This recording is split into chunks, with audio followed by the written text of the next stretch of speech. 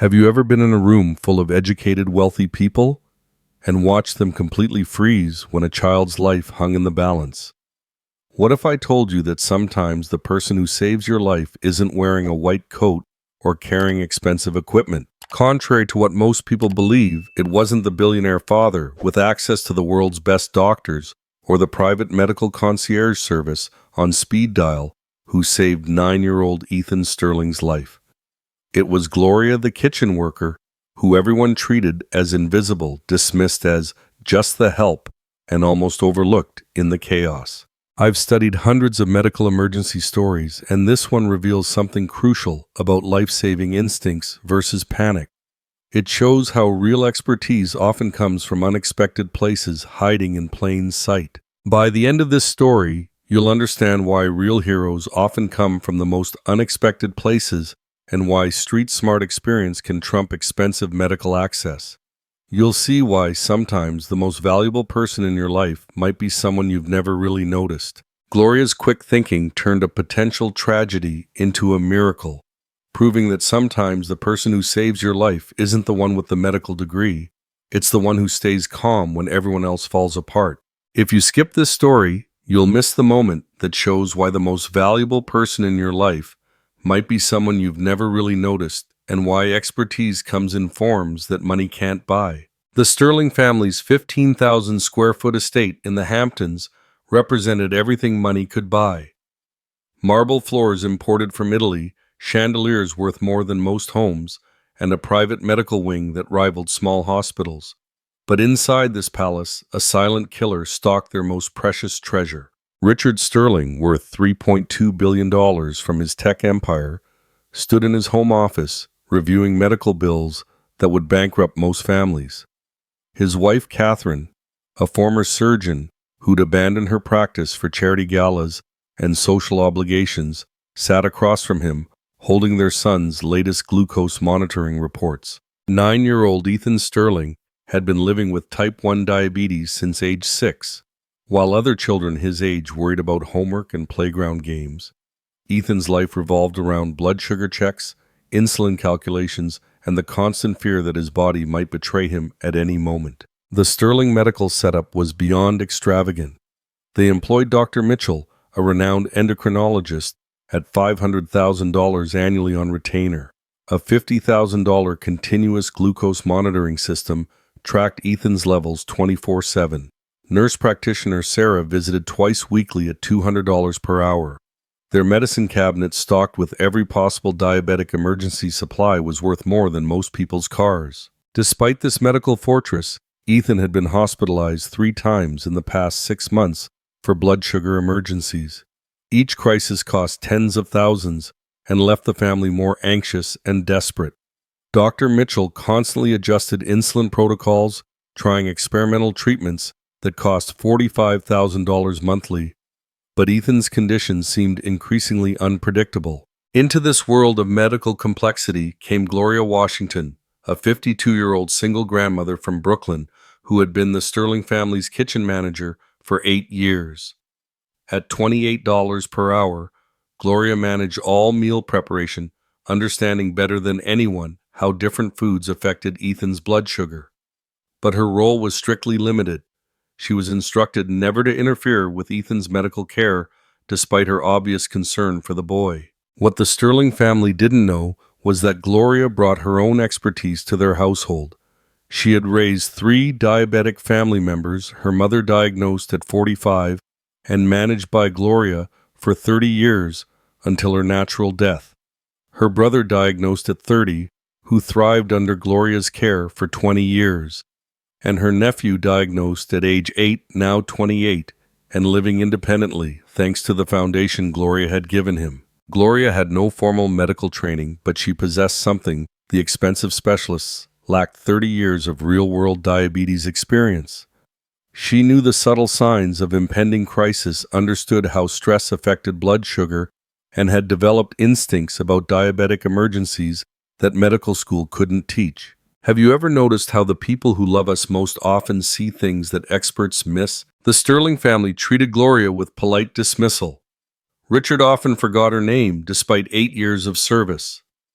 Catherine gave her detailed instructions about meal preparation, but never asked for her observations about Ethan's eating patterns or energy levels. The private medical team considered her unqualified to have opinions about Ethan's care despite her daily proximity to the child. But Gloria watched. She noticed that Ethan's energy dropped predictably during certain weather patterns.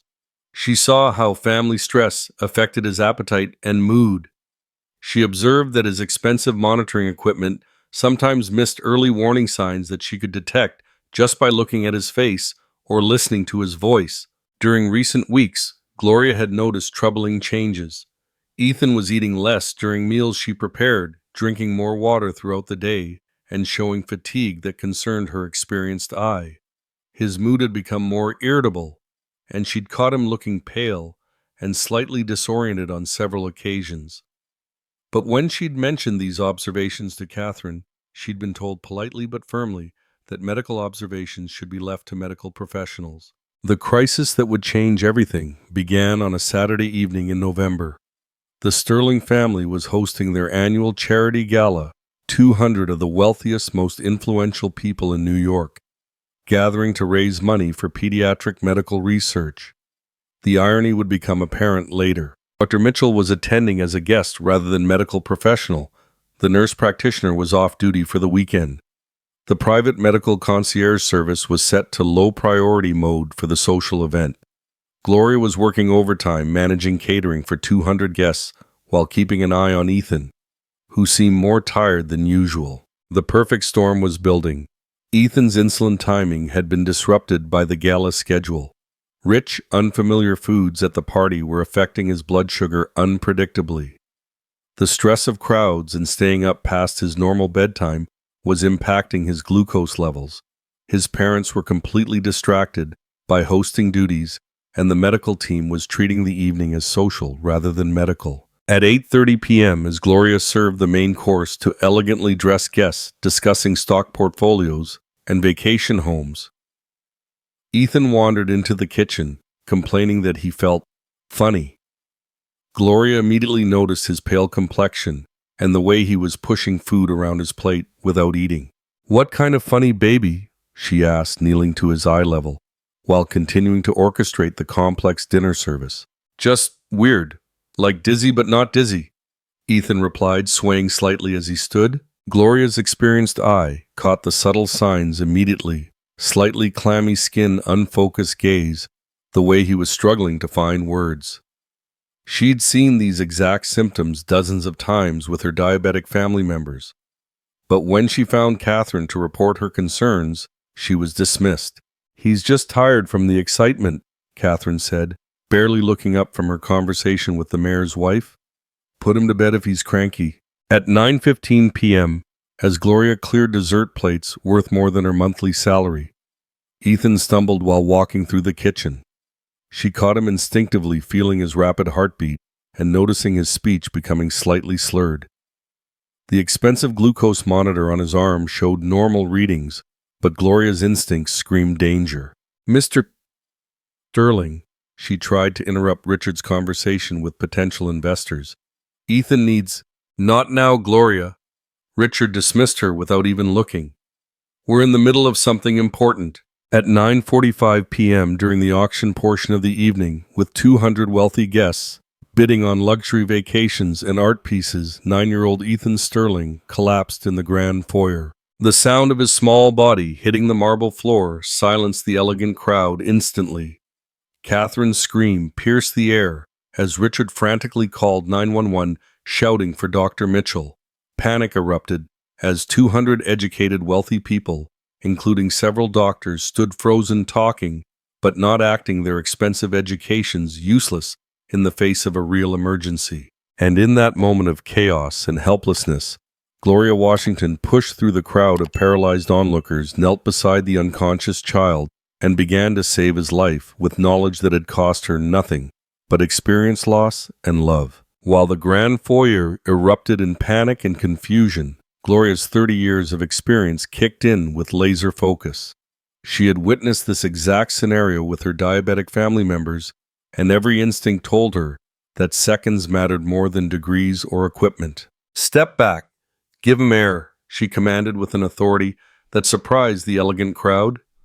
Her Brooklyn accent cut through their paralyzed shock as she immediately began her assessment, checking Ethan's pulse, lifting his eyelids to examine his pupils, feeling his skin temperature and moisture level. These were evaluations she'd learned not from medical textbooks, but from 3 decades of keeping diabetic loved ones alive. Dr. Mitchell fumbled with his phone, his hands shaking as he tried to coordinate emergency medical response. "We need IV glucose. We need the crash cart from the medical wing," he shouted his expensive training, failing him in the moment when calm action was essential. "Someone call for the medical helicopter." "No time," Gloria said firmly, her voice cutting through his panic. "He needs sugar now, not in 20 minutes when help arrives." The crowd of wealthy guests watched in fascination and confusion as this woman they'd barely noticed took charge of a crisis that had left their medical expert helpless. Gloria reached into her apron pocket and pulled out something that made several guests audibly gasp, a small packet of honey and a tube of cake decorating gel. "I always carry these," she explained quickly while carefully positioning Ethan's head. "My nephew taught me pure glucose that absorbs fast when you can't wait for ambulances or IV equipment." Dr. Mitchell stepped forward, his professional pride overriding the obvious urgency. "That's not sterile protocol. We should wait for proper medical intervention with appropriate equipment. Sterile won't matter if he's brain dead," Gloria replied, her practical wisdom cutting through medical pretension like a knife. "His brain needs sugar right now, not in 30 minutes when your proper equipment gets here." How many of us have watched experts freeze while ordinary people step up to save the day? Gloria squeezed a small amount of cake decorating gel onto her finger and carefully rubbed it on Ethan's gums, where the concentrated glucose would absorb directly into his bloodstream. She monitored his breathing and pulse constantly, knowing exactly how much to administer and when to stop. Knowledge gained from managing diabetic emergencies in Brooklyn, apartments where calling 911 meant waiting 40 minutes for help. "This goes straight into his bloodstream through the tissue in his mouth," she explained to the terrified parents while continuing her treatment. "Faster than any IV, safer than waiting. His brain is starving for glucose right now." The crowd watched in stunned silence as Gloria demonstrated expertise that their wealth couldn't buy. Richard Sterling, a man who could purchase entire medical centers, stood helplessly, while a woman earning $28 an hour potentially saved his son's life with supplies that cost less than his tie. Catherine, despite her surgical background, found herself frozen by the sight of her unconscious child. Her medical training was theoretical. She'd never actually managed a diabetic crisis. Will that really work?" she whispered, her voice breaking. "Ma'am, I've done this for my mama, my brother, and my nephew more times than I can count," Gloria answered gently while monitoring Ethan's response. "Poor folks learn to handle diabetes emergencies ourselves because help might not come fast enough. Rich folks call for help and wait." The distinction was stark and uncomfortable. Everyone in that room could afford the best medical care money could buy, but none of them possessed the hands-on knowledge that Gloria had developed through necessity and love. Within 3 minutes, Ethan's eyelids began to flutter. The crowd held its breath as color slowly returned to his pale face. His breathing became more regular, and his pulse strengthened under Gloria's experienced monitoring. "That's right, baby," Gloria whispered, continuing her gentle care. "Come back to us. Gloria's here. You're going to be just fine." Dr. Mitchell checked his expensive watch and shook his head in amazement. "That was remarkably fast response time," he admitted grudgingly. "I've never seen such rapid improvement from oral glucose administration." "When you've been doing this as long as I have, you learn what works," Gloria replied simply, never taking her attention off Ethan. As Ethan became more responsive, his eyes found Gloria's face, and he smiled weakly. "Gloria knew I was sick," he whispered. "She always knows before the machines do." This innocent observation sent a shock through the watching crowd. Out of the mouths of babes came a truth that 200 educated adults had missed. The person they dismissed as just the help had been the real medical expert in their midst all along. When the EMTs finally arrived, their assessment confirmed what Gloria already knew. "Ma'am, you saved this kid's life. the lead paramedic told her with professional respect. Textbook emergency response, perfect timing, correct technique, appropriate dosage.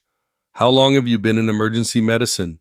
I work in the kitchen, Gloria replied quietly, suddenly aware that everyone was staring at her. The paramedic's eyebrows raised in surprise, then immediate admiration. Well, you know more about diabetic emergencies than half the doctors I transport. This boy would have been in serious neurological danger without your intervention. The guests began murmuring among themselves, many for the first time really looking at Gloria, seeing her not as invisible help, but as the hero who had just saved a child's life, while they stood paralyzed by their own helplessness. Dr. Mitchell began asking Gloria detailed questions about her observations and techniques. Her answers revealed a depth of practical knowledge that his medical school training had never covered. She explained how she'd recognized the early warning signs 30 minutes before the collapse, why she'd known the glucose monitor reading was incorrect, and how her experience with 3 diabetic family members had taught her to trust her instincts over equipment. You noticed symptoms before our advanced monitoring equipment registered problems. Dr. Mitchell asked, his professional pride clearly struggling with this revelation. Machines break down. Mothers don't, Gloria answered with simple wisdom. I've been watching this child eat and play for 8 years. I know when something's not right with him. As Ethan sat up, supported by the EMTs, but clearly recovering, he looked around at all the adults who had been helpless to help him. Then he focused on Gloria, with the clear logic that only children possess. Why don't you grown-ups listen to Gloria? He asked innocently. She always knows when I don't feel good. She tells me to eat something before I even know I need it. The silence that followed was deafening. Richard Sterling, a man accustomed to being the smartest person in any room, was confronting the reality that he'd been paying $500,000 annually for medical expertise, while the real expert worked in his kitchen for minimum wage. But the evening wasn't over, and the most challenging moment was yet to come, when this wealthy family would have to decide whether to acknowledge that their assumptions about expertise value and worth had been completely wrong. As the EMTs completed their assessment and prepared Ethan for transport to the hospital, Dr. Mitchell faced a choice that would reveal his true character. The lead paramedic had made it clear that Gloria's intervention was not just helpful, it was life-saving. Doctor, I need to document who provided initial treatment, the EMT said, pen poised over his report. This woman's response prevented what could have been severe brain damage or death. Her technique was perfect. Barack. Mitchell looked around at the 200 wealthy guests hanging on every word, many of them his own patients or potential clients. His next words would either acknowledge that an unqualified kitchen worker had outperformed his expensive medical training or protect his professional reputation among his wealthy clientele. The situation was handled adequately, Dr. Mitchell said carefully. But proper medical protocol should have been followed. We should have waited for professional equipment and sterile procedures. The lead EMT looked at him with undisguised disbelief. Doctor, with all due respect, waiting would have meant brain damage. This woman's response was textbook perfect timing, technique, dosage. She probably has more real-world diabetes crisis experience than most endocrinologists.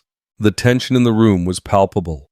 Here was a working-class paramedic contradicting a wealthy specialist in front of New York's social elite, defending the expertise of a kitchen worker against the credentials of a doctor. Richard Sterling, watching this exchange, felt something he rarely experienced: doubt about his own judgment.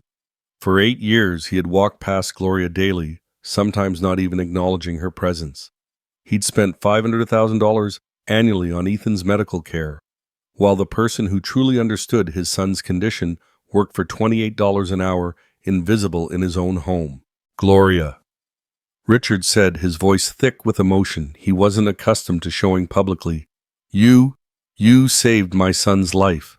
Just did what needed doing, Mr. Sterling, Gloria replied, still focused on Ethan's comfort, rather than seeking praise or recognition. Catherine, confronting her own professional failure, found her voice breaking. I'm a surgeon, she whispered to her husband, and I completely froze. I couldn't think, couldn't act. I've been to medical school, done residency, performed operations, and I was useless. What happened next will show you why children see truth that adults miss. Ethan, now fully conscious and sitting up with the EMT's support, looked around the room at all the adults who had been paralyzed by panic. His young voice cut through the tension with the devastating honesty that only children possess. Gloria always knows when I don't feel good. She makes me eat something before I even know I need it. She sees things the doctors don't see. Why don't you grown-ups listen to her? The silence that followed was more powerful than any accusation. A 9-year-old child had just revealed what 200 educated wealthy adults had been blind to, that they had dismissed the real expert because she didn't fit their expectations of what expertise looked like. Dr. Mitchell's defensive response revealed his character completely. Ethan medical care requires proper training and certification. While he paused, realizing he didn't even know Gloria's last name after 8 years of treating her as furniture. Washington, Gloria supplied quietly. Gloria Washington. While Mrs. Washington meant well, this could have been handled more appropriately through established medical protocols. The EMT couldn't contain his professional disagreement any longer. Doc, I've been doing emergency medicine for 15 years. What she did was perfect. Your proper protocols would have been too slow. This woman's response time and technique probably saved this kid from permanent brain damage or death. The crowd was witnessing something unprecedented. A public challenge to medical authority by practical experience played out in their exclusive social circle. When a guest asked Gloria where she had learned emergency medical techniques, her answer humbled the entire room. My mama was diabetic for 30 years before she passed. My brother managed his diabetes for 20 years with my help. My nephew's been diabetic since he was 8. He's 28 now and doing great. You learn to save lives when you love people and can't afford to lose them. Rich folks call 911 and wait for help. Poor folks learn to handle emergencies ourselves because help might not come fast enough or might not come at all. The class divide in her words was undeniable and uncomfortable. Everyone in that room had the luxury of expensive medical care, but none of them possessed the life-saving knowledge that Gloria had developed through necessity, love, and loss. Several guests had recorded the emergency on their phones. The videos would later go viral, but they wouldn't show a medical crisis. They would reveal the moment when a room full of privilege discovered that their hero had been invisible to them for years. Ethan, still weak but increasingly alert, made the declaration that would echo through social media and change how these wealthy families viewed their household staff forever. Gloria takes better care of me than all the doctors. She sees me every day. She knows when I'm getting sick before the machines do. Why do you pay the doctors so much money when Gloria is the one who saves me? Wait until you hear what the billionaire father said next. It shocked everyone in that room. Richard Sterling, a man who had never publicly admitted being wrong about anything, stood up in front of 200 of his peers and made a statement that would make headlines around the world. Gloria, I owe you an apology. That's 8 years overdue. I've been paying hundreds of thousands of dollars for medical care while the real expert worked in my kitchen for $28 an hour. That changes today. As the EMTs prepared to transport Ethan to the hospital for overnight observation, he refused to go unless Gloria accompanied him. She's the one who knows my diabetes, he insisted with the logic only children possess. The doctors always ask her questions anyway when I get sick. And in that moment, everyone in the room understood that they had witnessed something more than a medical emergency. They had seen the moment when true worth was finally recognized, when expertise was valued over credentials, and when a family discovered that their greatest treasure had been hiding in plain sight. 3 months after that life-changing evening, the Sterling household bore no resemblance to the hierarchical mansion it had once been. Gloria Washington now held the official title of Medical Care Coordinator for Ethan Sterling, earning $75,000 annually, plus comprehensive benefits. Recognition of what had always been true: she was the real expert in managing Ethan's diabetes. The transformation extended far beyond job titles and salary increases. Ethan's health had stabilized dramatically under Gloria's official oversight. His emergency episodes, which had occurred monthly under the previous medical regime, had completely disappeared. More importantly, Ethan was happier, more confident, and felt secure knowing that someone who truly understood his condition was always present and valued. Dr. Mitchell, humbled by witnessing real expertise in action, had approached Gloria with a proposal that revolutionized his practice. He asked her to consult on his other pediatric diabetes cases, combining his theoretical knowledge with her practical wisdom. Together, they developed a program that placed family diabetes specialists, people like Gloria, with lived experience alongside traditional medical professionals. Richard Sterling had used his considerable influence to advocate for systemic changes in how medical expertise was recognized and compensated.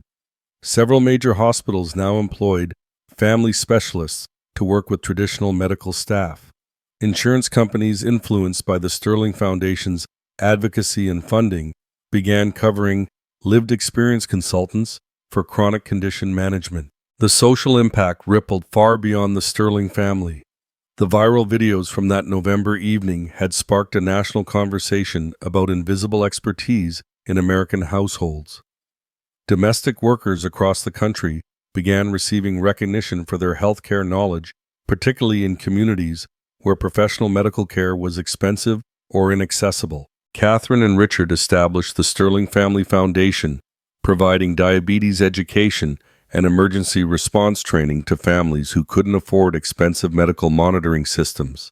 Gloria became their lead trainer, teaching parents the life-saving techniques that no medical school curriculum included.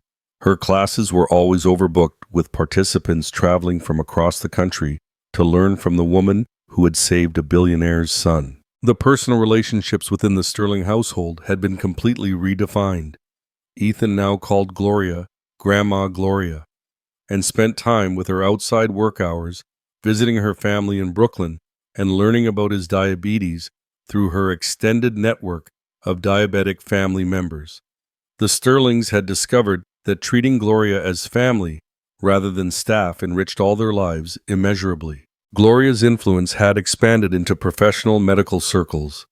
She was regularly invited to speak at medical conferences nationwide, sharing her expertise with doctors who finally understood that formal training was incomplete without practical wisdom.